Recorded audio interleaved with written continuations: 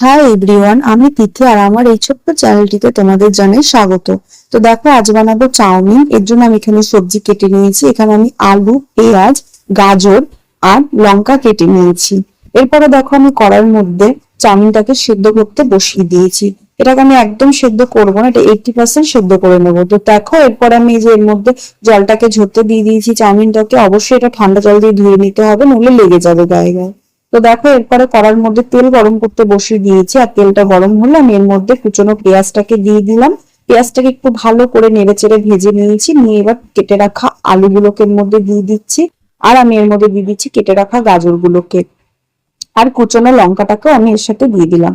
দিয়ে এবার এটাকে আমি সামান্য লবণ আর হলুদ দিয়ে ভালো করে ভেজে নেব। তো দেখো, এই যে ভাজা হয়ে গেছে। এবার আমি এর মধ্যে একটা ডিম ফাটিয়ে দিয়ে দিয়েছি। এটাকে আমি এবার খুব সুন্দর করে ভেজে নেব। জানো তো, ছোটবেলায় মা এভাবে চাউমিন করে দিত স্কুলের টিফিনে।